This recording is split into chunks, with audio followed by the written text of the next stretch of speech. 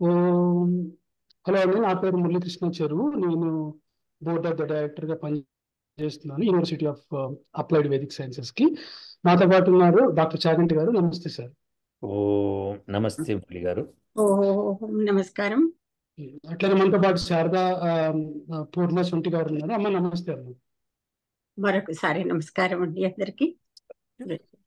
ఇప్పుడు నేను క్విక్గా ఒక ఒక 30 seconds to 1 minute టైం తీసుకొని శారదా పూర్ణ గారిని నేను ఇంట్రడ్యూస్ చేస్తాను మన ఆడియన్సెస్కి. దాని తర్వాత నేను మన ఎజెండా గురించి మాట్లాడదాం సార్. యా, ఆవిడ డాక్టర్ శారదా పూర్ణ గారు. అవును సార్. ఆవిడ పిహెచ్డి చేశారు, సాంస్క్రిట్ లోను తెలుగులోను రెండిట్లోనూ పిహెచ్డి చేశారు. మనం యాక్చువల్గా ఒక వీడియో వాళ్ళ ఇంటికి వెళ్ళినప్పుడు మనం చేసాము, అది కూడా ఉంది యాక్చువల్గా. సో ఇప్పుడు నేను శారదా పూర్ణ గారు, డాక్టర్ శారదా పూర్ణ సొంటి గారు తిరుపతి దగ్గరలో ఉన్న హిల్ టౌన్ లో 1951లో ఆవిడ ట్రెడిషనల్ వేదిక్ ఫ్యామిలీలో ఆవిడ జన్మించారు.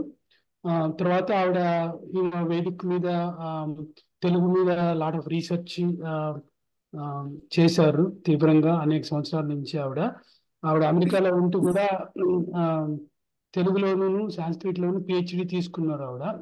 అట్లానే ఇప్పుడు అక్షర పదీయము అనే టాపిక్ మీద ఆవిడ పిహెచ్డి చేస్తున్నారు. మన యూనివర్సిటీ తరఫు నుంచి దాన్ని సబ్మిట్ చేయాలా థీసిస్ అని కూడా ఆలోచిస్తున్నారు అక్షర పదీయం మీద. అట్లానే ఆవిడ అనేక గ్రంథాలు ఆవిడ రాశారు. ఆవిడ బిగ్ కలెక్షన్ అంతా కూడా ఆవిడ దగ్గర ఉంది. అంతా కూడా మనం లాస్ట్ వీడియోలో చూసాము. ఆ, ఆవిడ ఇవి కాకుండా సపన అనే ఒక ఫౌండేషన్ ఆవిడ పెట్టారు కల్చరల్ ఆర్ట్స్ మీద. 35 years నుంచి దాన్ని నడిపిస్తున్నారు. ఆ, అట్లానే ఆవిడ అనేక అచీవ్మెంట్స్ ఆవిడ ఉన్నాయి. అవన్నీ మన వెబ్సైట్ వేదాస్.యూనివర్సిటీ వెబ్సైట్లో మనకి బోర్డ్ మెంబర్స్ సెక్షన్లో అడ్వైజరీ ప్యానెల్లో ఆవిడ మీద ఒక పేజీ మనం రాసి పెట్టి మొత్తం డీటెయిల్గా దానిలో ఫర్దర్గా ఇంకా ఫర్దర్ డీటెయిల్స్ అన్ని కూడా ఉన్నాయి యాక్చువల్గా అక్కడ. అమ్మా welcome, thank you for coming to this session. నమస్కారం అండి. నమస్కారం. ఆచార్య వెంకట్ గారికి, చెరువు మురళి గారికి నమస్కారం. ఇక్కడ సమావేశమైనటువంటి చూస్తున్నటువంటి మన విశ్వవిద్యాలయం విద్యార్థులందరికీ కూడా స్వాగతపూర్వకంగా నమస్కారం. అట్లానే మనతో పాటు ఉన్నారు డాక్టర్ వెంకట చాగంటి గారు, మా యూనివర్సిటీ ప్రెసిడెంట్. ఆయన గురించి పరిచయం చేయక్కర్లేదు, ఆయన అందరికీ పరిచయమే. నమస్తే సార్. నమస్కారం అండి. సో అయితే ఈరోజు ఈ సెషన్ లో మనము ఒక ఒక క్విక్ ఒక 3 questions రవికాంత్ గరిమెల్ల అనే ఆయన క్వశ్చన్స్, ఒక 3 questions రాశారు ఆయన. ఆయన ఆయన ఒక సెషన్ ఆల్రెడీ మీరు శాస్త్రి గారు, రవిశంకర్ గారు అనుకుంటాను, మీరు ముగ్గురు చేసుకుంటున్నారు ఒక సెషన్ ఆల్రెడీ. దాని కంటిన్యూషన్ కింద ఆయన ఇంకొక 3 questions వాటికి రిలేటెడ్ గా ఇంకో 3 questions రవికాంత్ గారు అడిగారు యాక్చువల్గా. ఇప్పుడు మనము ఈ సెషన్ లో ఆ 3 questions ఆ క్వశ్చన్స్ ఏంటి, వాళ్ళు ఆయన అడిగిన క్వశ్చన్స్ ఏంటి, దాని మీద శారదా పూర్ణ గారు ఆవిడ అభిప్రాయాలు ఏంటి, అట్లా మీ అభిప్రాయాలు ఏంటి, మనము డిస్కస్ చేద్దామని మెయిన్ గా అదే ఇంటెంట్. ఆ ప్రశ్నలు నా దగ్గర ఉన్నాయి, నేను చదువుతానండి, మీకు అభ్యంతరం లేదు. ప్లీజ్. ఫస్ట్ మొట్టమొదటి ప్రశ్న ఏంటో చదువుదాము, ఆ తర్వాత మనం మిగతా ప్రశ్నలకు వెళ్ళొచ్చు.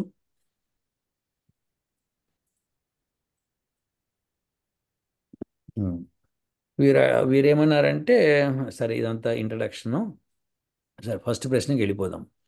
మధ్యప్రదేశ్లోని జరీ అనే ఊర్లో, దీనికంటే ముందర ఆయన ఒకటి చెప్పారు. మరి మీరు నా 3 ప్రశ్నలకు ఇచ్చిన సమాధానాలు నాతో పాటుగా చాలామంది మాతృభాష అభిమానులకు ఉపయోగపడతాయని ఆశిస్తున్నాను. అయితే నా మొదటి ప్రశ్నలోని వేదం మాతృభాషలోని విద్యాభ్యాసం గురించి ఏం చెప్తుంది అనే విషయాన్ని 1 లేక 2 వేద మంత్రాలతో వివరిస్తే సమాధానానికి మరింత లోతైన విషయం చేర్చినట్లు అవుతుందని నా విన్నపం. ఇది ఆయన చెప్తున్నారు. ఆయనకి ఏంటంటే వేదం మాతృభాషలోనే చెప్పొచ్చు అనే విషయం వేదంలో ఉందా, ఉంటే ఏం చెప్పారు అన్నది కావాలి ఆయనకి. ఓకే, సో సరే, అది నేను చెప్తాను నేను అది.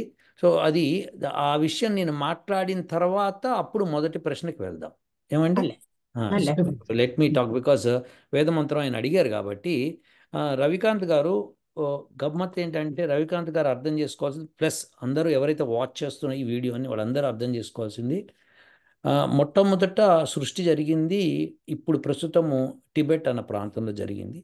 అక్కడ మనుషులందరూ అక్కడ పుట్టారు. పుట్టినప్పుడు ఋషులకి వేద భాషని పరమాత్ముడు అందించారు. సో అక్కడి నుంచి ఋషులు వేరే వాళ్ళకి చెప్పటము, వాళ్ళు అక్కడి నుంచి తద్వారా నేర్చుకోవడం తర్వాత అందరూ సుదూర ప్రాంతాలకు వెళ్ళిపోవడం జరిగింది. చాలామంది అట్లా వెళ్ళి వాళ్ళ సొంత భాషలు ఏర్పరచుకోవడం, మాతృభాష అని వాళ్ళకి అట్లా తయారైపోయింది. ఎందుకంటే రాను ఎక్కడ దూరం వెళ్ళిపోతారో అప్పుడు గురువులు ఎప్పుడైతే దగ్గర ఉండరో దూరం వెళ్ళిపోయిన వాళ్ళకి ఇంకేమీ లేక వాళ్ళ భాషను సృష్టించుకుంటూ ఉంటారు. అది సామాన్యంగా జరిగేది. లాస్ట్ వీడియోలో నేను క్లియర్గా చెప్పాను. ఇప్పుడు ప్రస్తుతం ఆర్కిటిక్ వలయంలో ఏం జరుగుతోందో అదే చెప్పాను నేను కూడా. సో అక్కడ కూడా వాళ్ళ సొంత భాషని ఏర్పరచుకున్నారు, అలానే ఏర్పడతాయి. సో ఇప్పుడు విశేషం ఏంటంటే వేదం ఏం చెప్తుంది అన్నది మనం తెలుసుకున్నాం అనుకోండి, ఆ క్లారిటీ వస్తుంది. సో వేదం ఏం చెప్తుంది అనేది నేను చూపిస్తాను ఒకసారి మీకు, so that no it will be better understanding ఉంటుంది.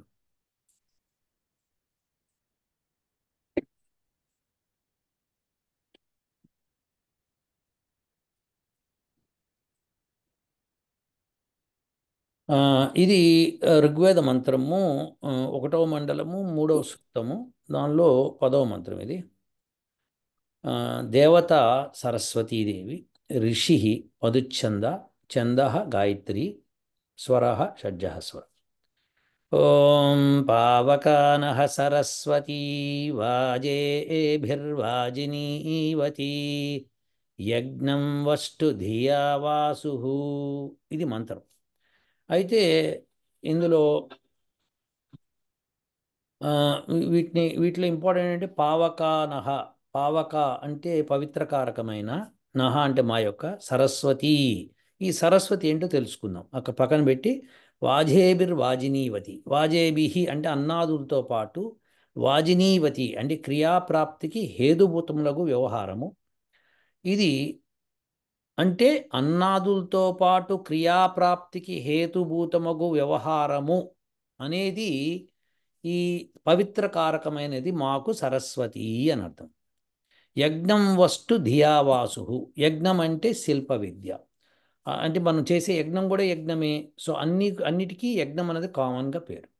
వస్తు ధియావాసు అంటే ప్రకాశింపచేయను. ధియావాసు.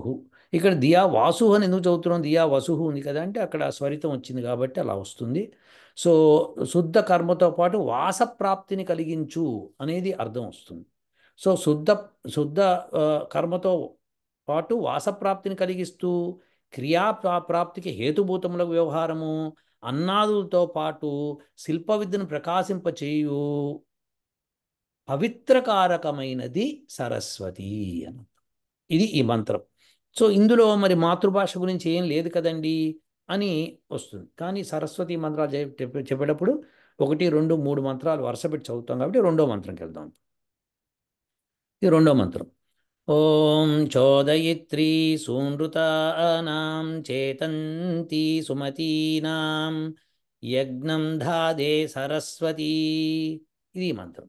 ఇందులో చోదయిత్రి అంటే ఏంటంటే ఎవరైతే మన్ని డ్రైవ్ చేస్తారో, అది అంటే మనని ప్రేరేపిస్తారో, సూనృతానాం అంటే పుణ్యకార్యాలకి, పుణ్యం అంటే మంచి కర్మలకి, చెడు కర్మల్ని వదిలిపెట్టి, చేతంతి సుమతీనాం. సుమతి అంటే మనకు అర్థం తెలుసు, సుమతీనాం మంచి బుద్ధులు అన్నమాట. యజ్ఞం ధాదే సరస్వతి. సో ఇది శిల్ప విద్యను ప్రాప్తింపజేసేటట్టు చేసేది, మనని ప్రేరేపించేది, మన బుద్ధిని ప్రేరేపించి మంచి కర్మలు చేస్తూ, సుమతీనా మంచి ప్రేరకమైన బుద్ధుల్ని ఇస్తూ, యజ్ఞం ధాదే సరస్వతి. ఇది ఆ యజ్ఞాన్ని డ్రైవ్ చేసే ఎవరయ్యా అంటే సరస్వతి అని ఈ మంత్రంలో కూడా మళ్ళీ సరస్వతి గురించి చెప్పారు అనమాట. సో ఇలా చెప్పిన తర్వాత ఇక్కడ కూడా మాతృభాష గురించి కదా లేదు కదండి అంటే అప్పుడు వస్తున్నాం అనమాట. ఓం మహో అర్ణః సరస్వతీ ప్రచేతయతి కేతునా ధియో విశ్వ విరాజతి. ఇందులో మహో అర్ణః అంటే సముద్రము, మహాసముద్రము ఈ సరస్వతి. ఏ సరస్వతి? పైన ఇందాక చెప్పిన లక్షణాలున్న సరస్వతి. ప్రచేతయతి అంటే విశిష్టమైన కర్మలు చేస్తూ, కేతున అంటే కర్మలు అనమాట. సో ధియో అంటే ధియహ బుద్ధులను, విశ్వా విరాజతి. సో మన బుద్ధుల్ని ప్రపంచమంతా వ్యాపింపజేసేది, ఆ బుద్ధుల్ని ప్రాపింపజేసేది మహోర్ణః అంటే అనేకమైన పదాలు ఉన్న సరస్వతి వాణి. ఈ మధ్యస్థాన వాణి అనేక పదాలు కలిగింది అంటే ఏంటంటే ఇన్ఫైనైట్ వర్డ్స్ కలిగింది అని అర్థం అనమాట. ఈ మూడు చెప్పిన తర్వాత ఇప్పుడు మాతృభాష ఇంకా రాలేదు కదండి అన్న ప్రశ్న వస్తుంది. ఇక్కడే తెలిసిపోయింది మాతృభాష ఇదే అని. వేదమే మాతృభాష, సరస్వతియే మాతృభాష, ఇంకో మాతృభాష లేదు. వేదము ఒకసారి ఒకటి చెప్పిన తర్వాత దాన్ని కాంట్రడిక్ట్ చేస్తూ ఇంకోటి చెప్పదు. ఇదే మాతృభాష. సో ఇదే మాతృభాష, ఈ మాతృభాషలోనే ఏదన్నా చెప్పాలి. కాబట్టే మనకి మొట్టమొదట వేదం నేర్చుకునేటప్పుడు శిక్ష అంటే అక్షరాలు వర్ణాలు ఎక్కడెక్కడ ఉంటాయి, ఎలా పలకాలి, ఏ స్థానం నుంచి అవి ప్రొడ్యూస్ అవుతాయి, వాటిని ఎలా పలకాలి అని చెప్పేదే శిక్షాశాస్త్రం, పాణిని శిక్షాశాస్త్రం. దాని తర్వాత వ్యాకరణము, అది మన అష్టాధ్యాయి. ఈ రెండు నేర్పించింది వేదం అనేది రాదు. అందుకేనే మహోర్ణః సరస్వతి. సో అనేకమైన పదాలతో కూడింది కాబట్టి ఆ వ్యాకరణం నేర్చుకున్నప్పుడు మీకు అనేక పదాలు ఇట్లా ఆ పదాలని మీరు పుట్టిస్తూ ఉంటారనమాట, భాష వచ్చేస్తూ ఉంటుందన్నమాట. సో అది మనకి సరస్వతి. కాబట్టి మాతృభాష అనేది సరస్వతి. వేదం చెప్తోంది ఇదే వేదవాణే మీకు మాతృభాష, ఇంకో మాతృభాష లేదు. ఇంకే భాష ఉన్నా కానీ అది మీరు నేర్చుకుంది, కానీ వేదం నేర్చుకునేది ఇదే. అయితే ఇప్పుడు ప్రశ్న ఏంటంటే తెలుగులో మనం చెప్తాం కదా అన్నప్పుడు, అవును వేదాన్ని మనం తెలుగులో ఎలా చెప్పుకోవాలంటే మాతృభాషను అన్నయ్య గారు సరిచేశారు. ఆయన ఏం చేశారంటే తెలుగులో ఉన్న పదాలకి అక్షరాలని పెంచి దాని పదాలన్నింటినీ సంస్కృతం నుంచి తీసుకొచ్చి వ్యాకరణాన్ని సంస్కృతం నుంచి తీసుకొచ్చి తెలుగులో పెట్టి మనకి మేలు చేశారు. మహానుభావం. డాక్టర్ శారదా పూర్ణశెట్టి లాంటి మహా వ్యక్తి ఆయన కూడా.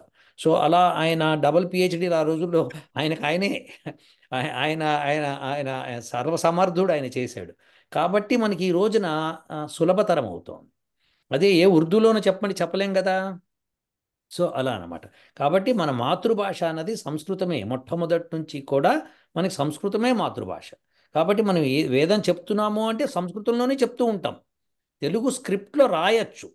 ఇప్పుడు నేను ఎక్స్ప్లెయిన్ చేసేటప్పుడు ఇది అని చెప్తున్నప్పుడు అది అని తెలుగులో చెప్తున్నాం. మనకు తెలుగులో వచ్చిన పదాలతో ఆ మీనింగ్ అర్థం తెలుసు కాబట్టి అలా చెప్తున్నాం. అలా ఇప్పుడు దేవానాం అన్న పదం ఉందనుకోండి, దేవానాం అన్న పదము ఏమిటి అంటే దేవతల యొక్క అని వస్తుందన్నమాట.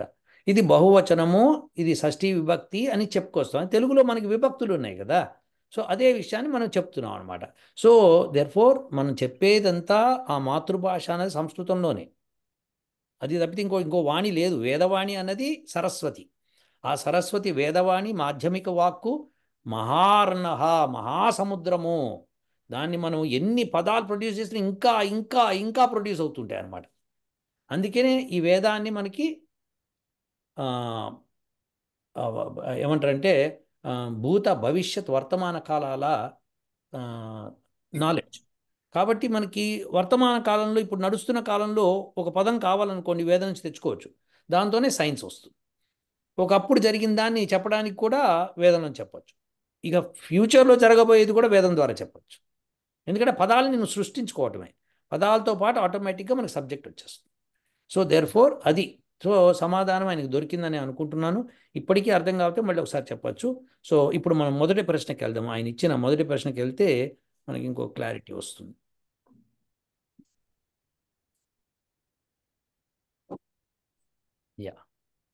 ఈయన మధ్యప్రదేశ్లోని ఝరి, ఇది నేను అనుకోవడం జ్ఞరి అయి ఉంటుంది అనే ఊరిలోను, కర్ణాటకలోని మట్టూరు అనే ఊళ్ళలోనూ ఈ రోజుకి సంస్కృతాన్ని రోజువారీ ఉపయోగాలకు మాట్లాడుతూనే ఉన్నారు.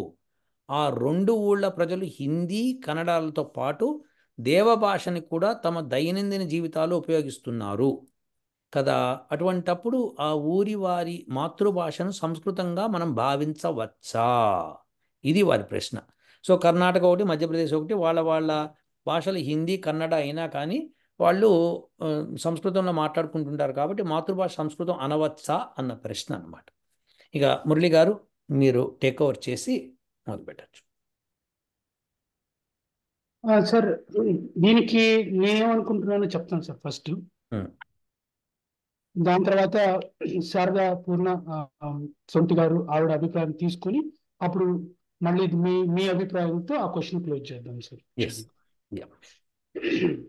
సో ఇప్పుడు నేను అనుకుంటున్నా అంటే, నేను ఫస్ట్ ఈ క్వశ్చన్ చదివినప్పుడు మాతృభాష వెంటనే మాతృ అంటే ఏమిటి మీనింగ్ అని చూశాను సార్ సాంస్క్రిట్ లో.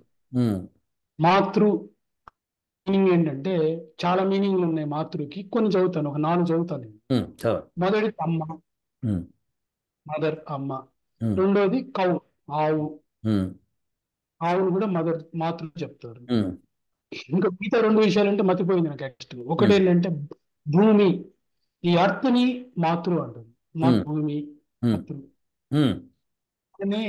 ఇంకొక విచిత్రమైనది ఏంటంటే స్పేస్, స్కై, స్పేస్, అంతరిక్షం కూడా మాతృ అంటారు.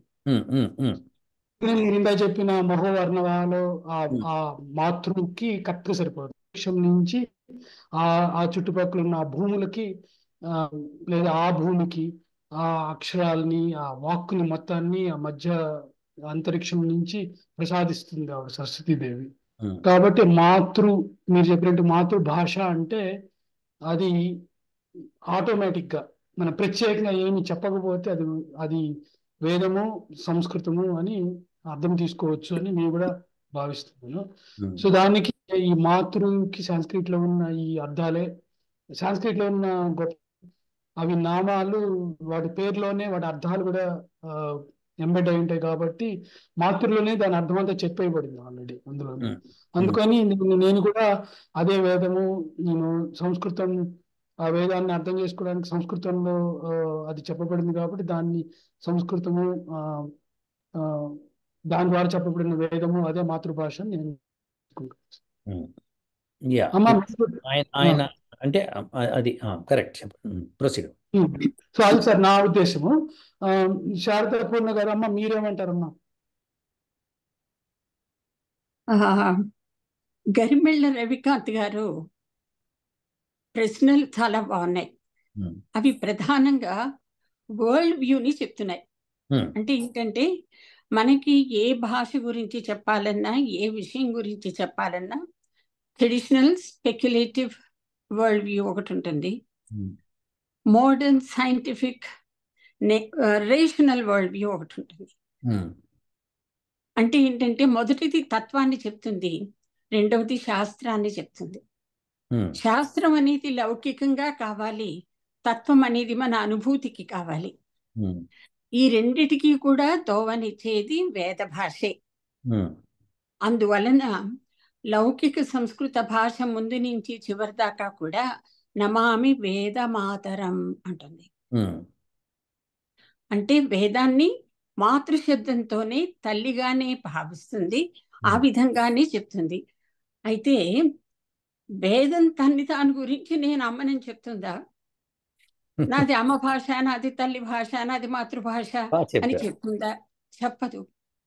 ఎందువలనంటే ప్రధానంగా మనకి 3 ధ్యేయాలు 3 ఉంటాయండి: అన్నం, ఆనందం, జ్ఞానం. ఈ 3 దేహాలు, భౌతిక దేహం, మనోదేహం, జ్ఞానదేహం. ఈ 3 కోసం అయినటువంటి మన ప్రయత్నాలు ఏవైతే ఉన్నాయో అవి 3 మార్గాలుగా ఉంటాయి. ఆ మార్గాలని తెలియటమే బతుకు అంటే. అది మనలో భాగం అవటమే అనుభూతి అంటే. ఈ బ్రతుకుని అనుభూతిని కలిపేది మన జ్ఞానం. ఆ జ్ఞానమే వేదం అంటే.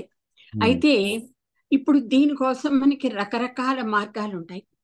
ఈ 3 దేహాల జ్ఞానాన్ని సంపాదించడానికి దానికి ఒక పరికరం కావాలి మనకి, అనుభూతిని ప్రకటన కోసం కదా. ఇప్పుడు ఆచార్య చాగంటి గారు ఇందాక ఒక మాట అన్నారు, మాతృభాషని గురించి చెప్తూ సరస్వతిని గురించి వారు చెప్పారు. ఋగ్వేదంలో సరస్వతి సూక్తమైన, తైత్తిరీయ ఆరణ్యకంలో మేధా సూక్తమైన, వాటిలోనూ ఇతర కృష్ణ యజుర్వేదం, ఋగ్వేదంలో ఉండేటటువంటి సరస్వతి అనే శబ్దం యొక్క అర్థాలను చెప్పడానికి అనేకమైనటువంటి మంత్రాలు ఉన్నాయి. ఆ సరస్వతి అంటే ఆ ప్రవాహం యొక్క ప్రకటన రూపము వాక్కు. వాక్కు, ఆ వాక్కుని మన బ్రాహ్మణాలు ఉన్నాయి కదా, వేదంలోనూ చెప్పారు, బ్రాహ్మణాల్లోనూ చెప్తున్నారు. అంటే ఏంటంటే వాగ్గీ బ్రహ్మ, వాక్ బ్రహ్మ, వేదో బ్రహ్మ, వాగ్వై బ్రహ్మ, ఇలాగ ఐతిరేయ బ్రాహ్మణం కానీ, శతపథ బ్రాహ్మణం కానీ, జైమినీయ బ్రాహ్మణం కానీ చెప్తున్నాయి. అయితే ఆ బ్రహ్మము ప్రవాహ గుణములో ఉన్నప్పుడు అది సరస్వతి. బ్రహ్మ లక్షణమే సరస్వతి, అది ప్రవాహ గుణము. ఈ ప్రవాహ రూపమైనటువంటి బ్రహ్మ తత్వము భాష. అది ఎప్పుడు భాష అవుతుంది అంటే మనకి మనకి జీవనంలో రెండు ఉంటాయి. మనకి అంతరంగ ప్రపంచం, బాహ్య ప్రపంచం. అంతరంగ ప్రపంచంలో ఉండేటటువంటి ఈ ఆలోచనలన్నిటినీ కూడా, అనుభూతులన్నిటినీ కూడా ప్రకటన చేయడానికి మన ముఖం నుంచి మనం చెప్తాం. అంటే మన వదన గహ్వరం అంటే ఓరల్ క్యావిటీ, ఇక్కడి నుంచి మనం దాన్ని ప్రకటన చేస్తాం. ప్రకటన చేశాక వచ్చేది భాష. భాష యొక్క స్వరూపము అక్షరము. అంటే యూనిటరీ సౌండ్ క్యాప్సూల్స్ అన్నమాట ఇవన్నీ అక్షరాలన్నీ. అవి చాలా కాంప్రహెన్సివ్, అంటే సంపూర్ణము, సమగ్రము, స్వయంభువులు.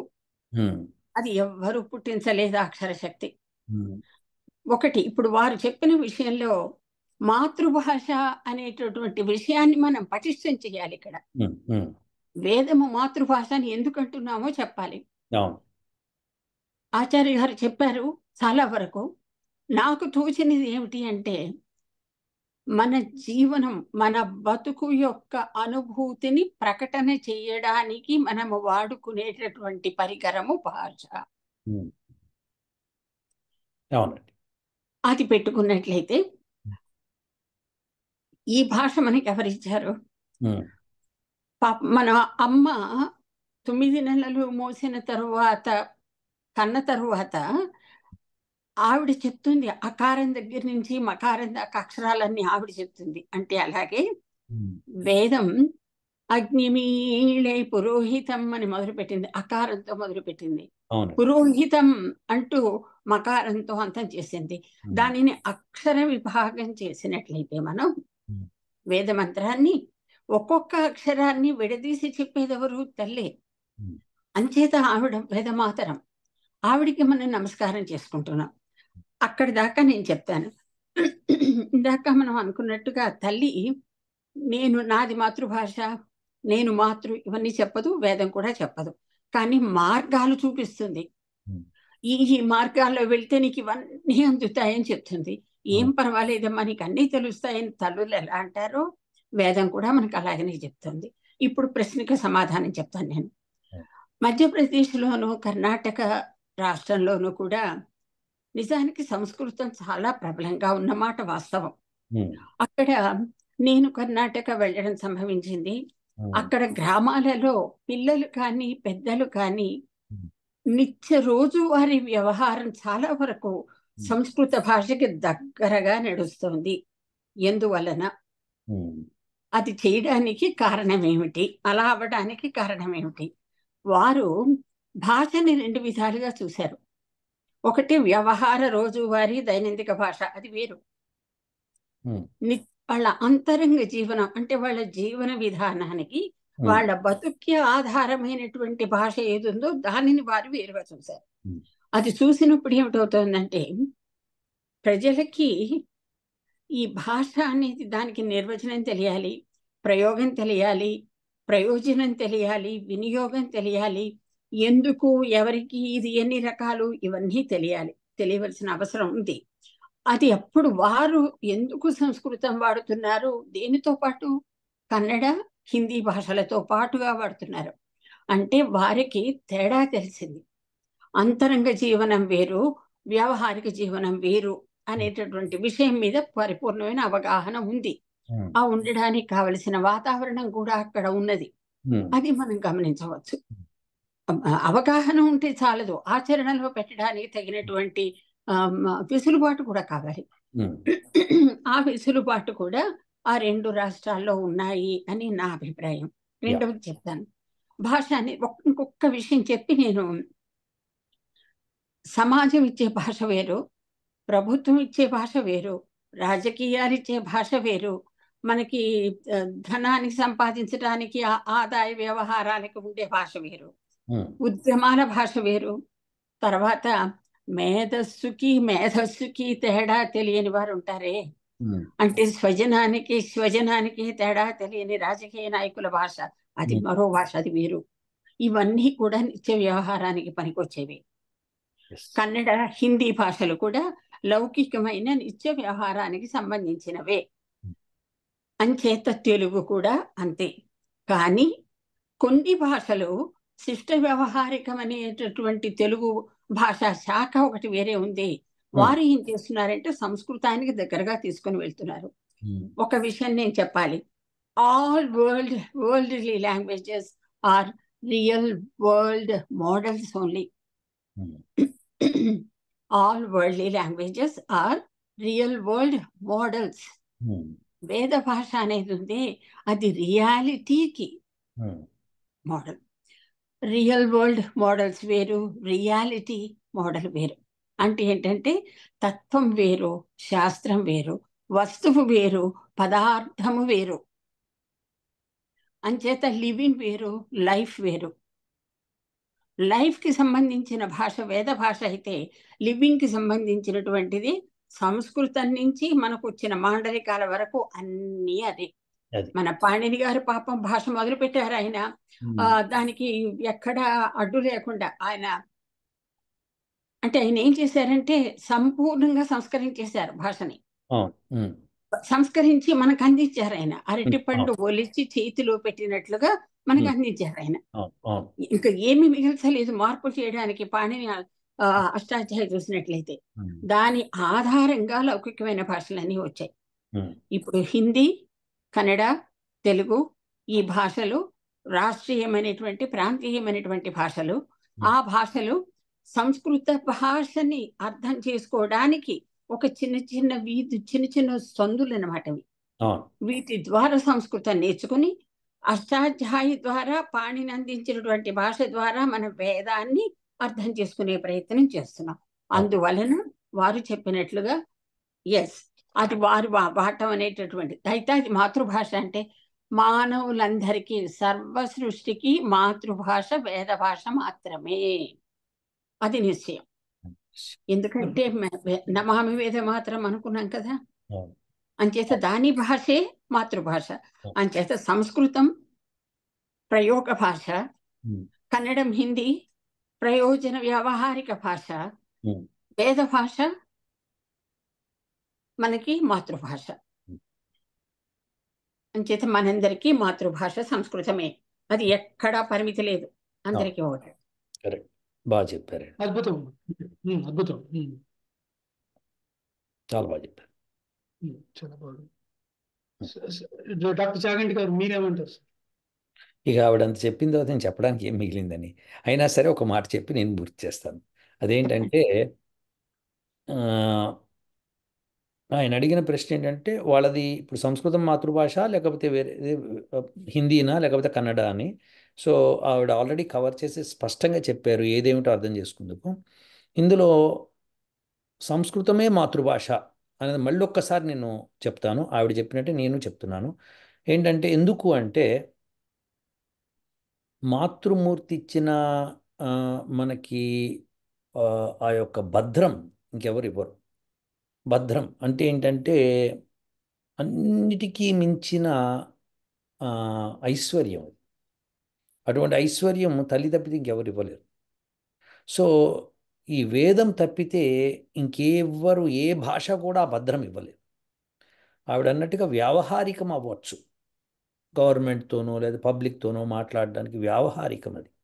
కానీ భద్రం అన్నది ఉత్కృష్టమైన ఆనందం. ఆ ఉత్కృష్టమైన ఆనందం కోసమే మానవుడిగా పుట్టాడు.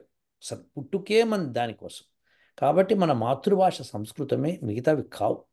మిగతావి ఆవిడ చెప్పినట్టుగా వ్యావహారికం. సో నమామి వేదమాత అన్నప్పుడు దాన్ని మనం అలానే తీసుకోవాలి. మరి అలా తీసుకోక ఇంకెలా తీసుకుంటాం? కాబట్టి మీరు అన్నట్టు మళ్ళీగా మీరు చెప్పినట్టు భూమి, స్పేస్, తర్వాత ఆవు, తల్లి అందరూ కూడా మాతృ శబ్దంతో మనకి ఉన్నారు. అవును, అదితి. సో అదితికి మనము పొద్దున్నే మనము మంత్రం చదువుకుంటాం. ఏం చెప్తామంటే ఏం మంత్రం అది? ఓం ప్రాతరగ్నిం ప్రాతరింద్రం హవామహే ప్రాతర్మిత్రావరుణా ప్రాతరస్వినా ప్రాతర్భగం పూషణం బ్రహ్మణస్పతిం ప్రాతః సోమముత రుద్రం హువేమ. ఓం ప్రాతర్జితముగ్రం హువేమ వయం పుత్రమదితేర్యో విధర్త ఆద్రశ్చిజ్యం మన్యమానస్తురశ్చి రాజాచిజ్యం బహం భక్షీత్యాహ. ఈ రెండో మంత్రంలో అదితి పుత్రుడవి అని చెప్తుంది సూర్యుడిని. సో దేర్ ఫోర్ అదితియే అందరికీ తల్లి, సమస్య లేదనమాట. సో దేర్ ఫోర్ ఆ తల్లి చెప్పే భాషే మాతృభాష అవుతుంది. ఆ తల్లి చెప్పేదే సరస్వతి, ఆమెనే సరస్వతి కూడా. సో దేర్ ఫోర్ సరస్వతి గీర్వాణ భాష అంటాం అనమాట. అంటే అది. సో వేదం నేర్చుకుందుకు శిక్ష, ఇందాక నేను చెప్పినట్టుగా శిక్షలో అక్షరాలు ఉంటాయి, వర్ణాలు ఉంటాయి. అది తెలుగులో చెప్తున్నామా, ఇంగ్లీష్లో చెప్తున్నా, ఎక్కడికి వెళ్ళినా సరే మళ్ళీ వర్ణాలు నేర్చుకోవాలంటే, సంస్కృత వర్ణాలు నేర్చుకోవాలంటే మళ్ళీ ఏవైతే ఉంటే అవే నేర్చుకోవాలి. సో దేర్ ఫోర్ ఆ వర్ణాలు నేర్చుకున్నప్పుడు అదే పదాలు నేర్చుకున్నప్పుడు A for apple, B for ball అని ఇంగ్లీష్లో చెప్పి తెలుగులోగా ఆ అంటే అమ్మ, ఆ అంటే ఆవు ఇలా నేర్చుకుంటున్నప్పుడు ఇక్కడ ఇదే విషయం సంస్కృతంలో కూడా నేర్చుకుంటాం.